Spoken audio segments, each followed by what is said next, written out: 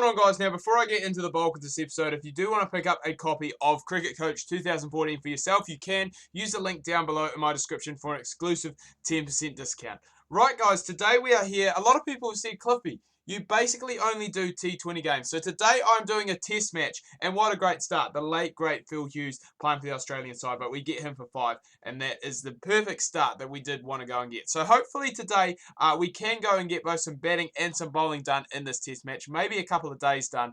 We will have to go and just try and race through it as quick as we can. But I thought I would go do some test match cricket because as you guys said, I don't do it often enough. Most of the time it is just one-day internationals and T20s. So hopefully we can carry on our good form that we have had overall in this New Zealand side into the test arena. It hasn't started too well today for Trent Boult. We are going to make a change there. So the test side is fairly similar to the one-day sides. The only change that we do really have is Todd Astle comes in.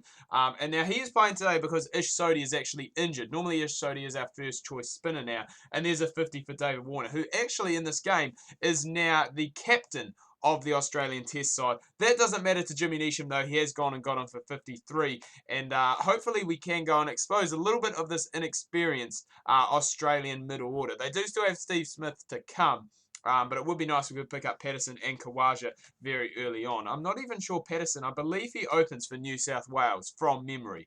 I could be wrong, but I believe he does open for New South Wales. So basically Todd Astle isn't really going to get too much of a bowl in this first part of the game because the ball not really spinning around as much as I would like. And Australia have gone for the tactic that they do know and love, and it's a tactic they used very well under Ricky Ponting, and that was to bat first, get the runs on the board, and they are playing 2 spinners, so they're really hoping that the pitch is going to change up a little bit, and it is going to take a turn for the worst, we shall say, which hopefully it doesn't go and do that, because that's going to be bad news for us. As I said, 2 spinners in this Australian side today, so hopefully Astle can go and work a little bit of his magic towards the start of the innings. Astle's one of those guys who does seem to pick you up wickets, but he does seem to get taken to quite often. And this is a big, big partnership. The 3 and 4 for Australia at the moment, because Uzi does bat at 3, doesn't open.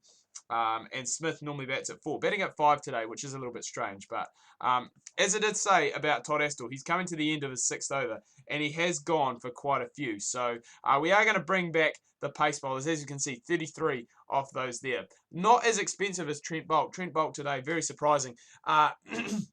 Sorry, has been expensive with the ball. He's had a very good chance there to go and get a wicket first up, but it hasn't been taken by the keeper. And BJ Watling has had a fairly off day today behind the stumps, which is quite strange for him. Normally he is a guy who is very consistent.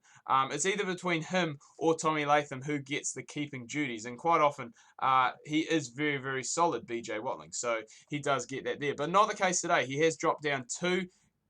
Guptill's dropped 1 as well. So both these players have been given quite a big lifeline, and they are making the most of it. They are really going and capitalising in on the chances they have been given. Finally, Bracewell gets a breakthrough. So that is a big, big wicket. And Travis Head, who's had such a good, just such a good summer so far. I think he was named, the South Australian captain for, I'm not sure for everything. He was definitely named for first class and I think one day competition. But made his maiden call up to the Australian national team as well, and played a few games up there for them, and just has had a very good summer. He was I'm not sure if he was picked originally or if he did. I think he was originally picked in the T20 side, but didn't make it to the T20 World Cup, which a lot of people were quite surprised about, because he did have a very good big bash. And there we go. BJ Watling finally does go and take one. Steve Smith, no 100 for him today, but a very good contribution, very good 93 that he has gone and put on the board. And hopefully we can go and do what we do in one-day internationals and T20s, and that is really go and not allow the tail to wag.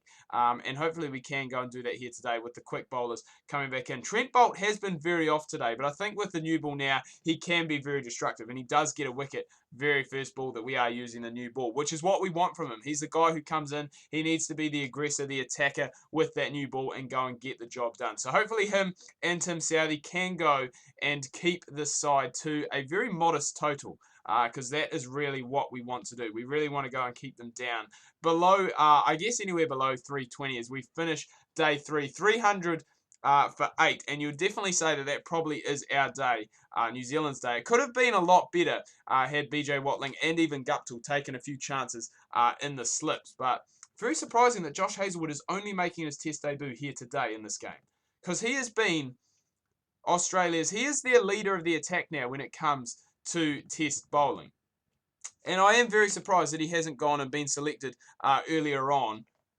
We need to get some wickets, man. We need to just finish off this tail. The tail is wagging, and that is not what we like to see. Bolt comes back. He finishes strong. 307 all out, which I think you would have to say on a pitch like this, a pitch like Adelaide. Adelaide is a very good batting pitch, for those who don't know, is a moral win for the Kiwis. So hopefully we can go. That's not the greatest of starts, and I was going to say put on a nice wee opening partnership, but Guptill does go for 9. And again, his test match credentials being questioned in this here as well. He's one of those guys who, he does have a fairly good record. I think his average is around 40, 45, which for an opener is very good, especially if you go and play in conditions that aren't really suited to you. To go and get the job done. But we do need to be very careful now because the spinners are coming on already and they are proving to be a handful. And this is only on day 2. Imagine what they're going to be like on day 5 if we do go and make it that far. So we just need to go and really try and hang in there at the moment. And if we can go and do that, I don't know why my phone keeps going off. It's like my timer at the moment to make sure that we don't go over the 10 minutes for this recording. But it is quite nice to do something a little bit different. As I said, we haven't done test matches in a while. We have gone and done one. Williamson's gone there. Again, the spin going and getting the job done. And a very impressive record. If you look at Zampa's record, 7 matches, 45 wickets at an average of just under 18. That is a very, very good average. And we are going to need a lot of work from these left-handers because the spinners are going and getting the job done. We aren't used to seeing this. We aren't used to seeing the New Zealand top order struggle. So we do really need, I guess, both, well, I was going to say both wicketkeeper batsmen, but Latham has gone. So Rutherford has done the hard yards. He is scoring very slowly, but we won't mind that. He has just got to be the guy that tries to hang in there for us because everything around him does seem to just be falling apart. And I mean, we need to be careful here. We're not going to go and fall. Well, you wouldn't expect that we would fall to the follow-on, but stranger things have happened in cricket.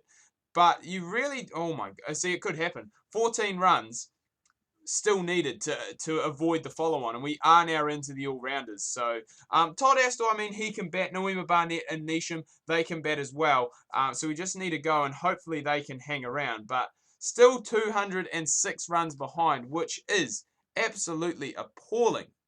Absolutely appalling. We just need to go and try and make it, as I said, past the follow-on mark, which we have gone and done now. But still, 112 for 6. And I mean, it is the spinners who are going and doing most of the damage. And as I said, we are only on day 2, so it will be very interesting to see what happens when we come to days 4 and 5, when the pitch really does start to go and break up. Zampa, as I said, he's carrying on his amazing form. His test record so far is absolutely incredible. 49 wickets in 7 games with an average of 17. And he is just a kid.